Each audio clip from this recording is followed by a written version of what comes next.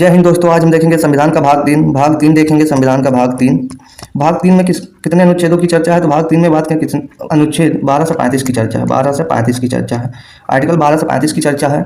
मूल अधिकार की रक्षा की जिम्मेदारी किसकी होती है। तो रक्षा की जिम्मेदारी supreme court plus high court की होती है। हाई कोर्ट की बात करें मूल अधिकार किस देश से लिया गया है। तो अमेरिका के संविधान से लिया गया है। अमेरिका के संविधान से लिया गया है।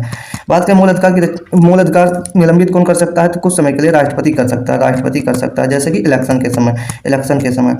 बात करें मूल अधिकार प्रतिबंधित कौन कर सकता है। प्रतिबंधित मत करके खत्म कौन कर सकता है। तो यह कर सकता है संसद कर सकता है। पार्लियामेंट कर सकता है। संविधान का मैग्ना कार्टा भी मूल अधिकार को ही कहते हैं। भाग 3 को ही कहते हैं संविधान का मैग्ना कार्टा। संविधान का मैग्ना कार्टा भी कहते हैं। या मूल अधिकार एक प्रकार का नैसर्गिक अधिकार है। नैसर्गिक अधिकार मतलब होता है जो पैदा होते ही मिल जाता है। बात करते हैं आर्टिकल 12 मूल अधिकार में। आर्टिकल 12 में मूल अधिकार की परिभाषा दी गई है। मूल अधिकार की परिभाषा दी गई है, जैसे कि मूल अधिकार मतलब परिभाषा, राज्य किसी भी व्यक्ति की रक्षा करेगा। राज्य का स्टेट से कोई लेना देना नहीं है। राज्य का मतलब होता है जिसके ऊपर दूसरे का कानून ना काम करे। जैसे संसद हो गया, पार्लियामेंट हो गया, संसद, रेलवे विभाग हो गया। राज्य जो नियम कानून बनाने के लिए स्वतंत्र हो, जैसे संसद ही स्वतंत्र है। वही बात करें आर्टिकल 13 की बात करें तो आर्टिकल 13 में कहा गया है मूल अधिकारों से असंगत या उनका अल्पीकरण उल्लंघन करने वाली विधियों की चर्चा है। मतलब यदि आप अल्पीकरण उल्लंघन करते हैं तो डायरेक्ट वह व्यक्ति, जिस व्यक्ति का उल्लंघन हुआ है मूल अधिकार का, वह व्यक्ति आर्टिकल 32 के तहत सुप्रीम कोर्ट और आर्टिकल 226 के तहत सीधे हाई कोर्ट जा सकता है। वही बात करें आर्टिकल 14 से 18 में समानता का अधिकार की चर्चा की गई है। आर्टिकल 14 की बात करें तो विधि, यानी विधि का मतलब होता है कानून के समक्ष समानता, मतलब सभी नागरिक कानून की नज़र में समान है। मैं आर्टिकल 15 की बात करें तो जाति, लिंग, जन्म स्थान के आधार पर किसी भी व्यक्ति के साथ भेदभाव नहीं किया जाना चाहिए। आर्टिकल 16 की बात करें लोक नियोजन मतलब सरकारी नौकरी में समानता, सभी नागरिकों को सरकारी नौकरी में समानता की बात की गई है। वही बात करें आर्टिकल 17 में अस्पृश्यता छुआछूत का अंत की चर्चा की गई है। आर्टिकल 18 में उपाधियों का अंत, मतलब सेना और शिक्षक को छोड़कर और कोई भी व्यक्ति अन्य उपाधियां अपने आप से ग्रहण नहीं कर सकता है। स्वतंत्रता का अधिकार 19 से 22 के बीच में दी गई है और 19 से 22 के बीच में दी गई है। आर्टिकल 19 कहता है विभिन्न प्रकार की स्वतंत्रता की चर्चा आर्टिकल 19 में है। विभिन्न प्रकार की स्वतंत्रता की चर्चा की दी गई है। वहीं आर्टिकल 19 को संविधान का ऋण भी कहते हैं। वही बात करें संविधान आर्टिकल 19 के 1 में चर्चा की गई है। किस चीज़ की चर्चा की गई है। तो आर्टिकल 19 के 1 में चर्चा की अभिव्यक्ति की स्वतंत्रता की चर्चा की गई है। अभिव्यक्ति की स्वतंत्रता की चर्चा की गई है, मतलब मौन रह सकते हैं, पुतला चला सकते हैं, सवाल करने की स्वतंत्रता की, प्रेस मीडिया आर्टिकल 19 के तहत ही सभी को स्वतंत्रता दी गई है। वही बात करें 19 की एक हो गई, 19 का 1, 2, 3। 1 में अभिव्यक्ति की स्वतंत्रता है, 2 में सभा करने की स्वतंत्रता है, 3 में संगठन करने की स्वतंत्रता है। वही आर्टिकल 4, 19 के 4 और 5 और 6 की बात करें, 6 की बात करें आर्टिकल 4 और 5, 6 आर्टिकल 19 के 4 में भ्रमण करने की स्वतंत्रता दी गई है। 19(5) में बसने की स्वतंत्रता और 19(6) में संपत्ति का अधिकार था, जो कि निरस्त हो गया है। वहीं 7 की बात करें, 19 के 7 की बात करें तो व्यवसाय करने की स्वतंत्रता दी गई है। वही बात करें आर्टिकल 20 में दो सिद्धि के संबंध में संरक्षण मतलब इसका है सजा अपराध के समय के कानून के हिसाब से होगा। एक अपराध के लिए एक ही सजा का प्रावधान होगा। वही बात करें आर्टिकल 20 के 3 में कहा गया है स्वयं, मतलब खुद के खिलाफ गवाही नहीं दे सकते। आर्टिकल 21 प्राण एवं दैहिक स्वतंत्रता। इसमें चर्चा है प्राण एवं दैहिक स्वतंत्रता, मतलब किसी भी व्यक्ति को जीने का अधिकार है, आत्महत्या नहीं कर सकता, पर्यावरण दूषित नहीं कर सकता और एकांतवास मतलब अकेले रह सकता है। आर्टिकल 21 के तहत विदेश में घूम सकता है। आर्टिकल 21 के तहत और निजता एवं प्राइवेसी का अधिकार भी निजता का अधिकार भी इसी में है।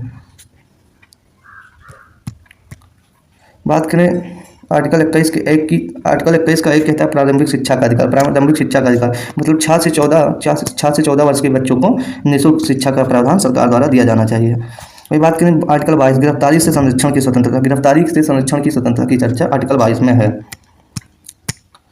वही बात करें शोषण के विरुद्ध अधिकार आर्टिकल 23 से 24।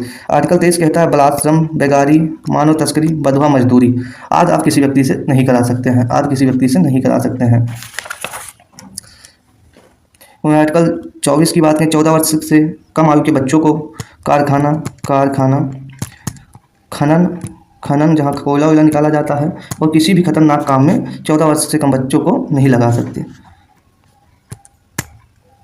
वहीं धार्मिक स्वतंत्रता का अधिकार 25 से 28 के बीच में है। आर्टिकल 25 कहता है अंतःकरण की स्वतंत्रता। अंतःकरण का अर्थ मतलब होता है अंतःकरण की स्वतंत्रता। अंतःकरण मतलब व्यक्तिगत मतलब स्वयं धर्म, किसी भी धर्म को मानना और प्रचार करने की स्वतंत्रता देता है। आर्टिकल 26 की बात करें, आर्टिकल 26 कहते हैं धार्मिक कार्यों के प्रबंध की स्वतंत्रता, मतलब सामूहिक धार्मिक कार्यों के प्रबंध की स्वतंत्रता की चर्चा की गई है। मतलब धार्मिक कार्य, किसी भी धार्मिक कार्यों के प्रबंध में आप व्यक्ति को बुला के समूह बना के पूजा पाठ कर सकते हैं, सभी प्रकार की स्वतंत्रता इसमें दी गई है। वहीं बात करें आर्टिकल 27 धार्मिक अभिवृद्धि हेतु कर से मुक्ति। इसका मतलब ये है धार्मिक अभिवृद्धि एवं कर से मुक्ति, यानी कि मतलब धार्मिक कार्यों के लिए जो धन रखा होगा, संचित होगा, उस पर सरकार टैक्स नहीं लगा सकती है। अपने आय का पैसा, जितना भी पैसा खर्च करना चाहे आप धार्मिक कार्यों में खर्च कर सकते हैं। वहीं बात करें आर्टिकल 28 कहता है शिक्षण संस्थानों में धार्मिक कार्यों के प्रबंध की स्वतंत्रता।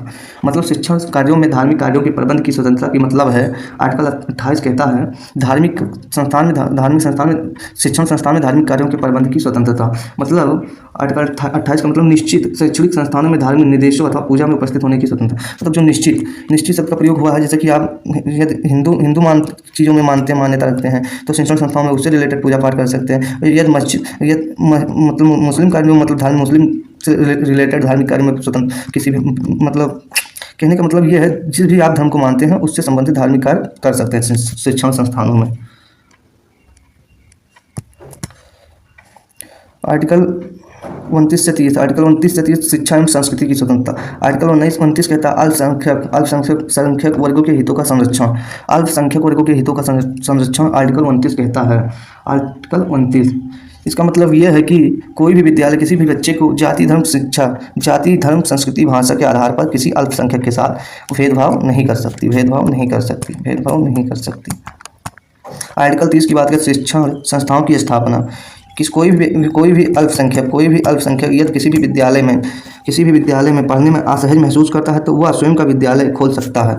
इसका पैसा, मतलब इसका जो पैसा होगा वो भी सरकार की तरफ से प्रोवाइड कराया जाएगा। आर्टिकल 31 है संपत्ति का अधिकार, जो कि निरस्त कर दिया गया है। 44वां संविधान संशोधन 1978 में इसे निरस्त कर दिया गया है और यह एक कानूनी संपत्ति का अधिकार कानूनी अधिकार हो गया है, जिसे आर्टिकल 300A में जोड़ दिया गया है।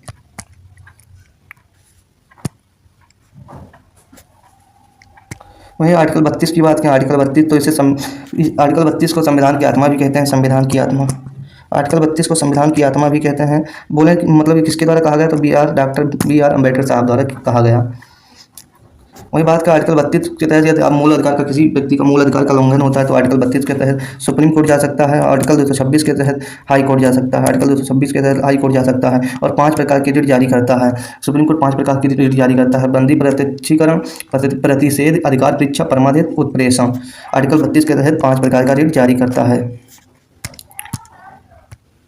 वही बात करें आर्टिकल 33 की, तो सेना, गुप्तचर, मीडिया, इन सबका मूल अधिकार जो है सीमित है।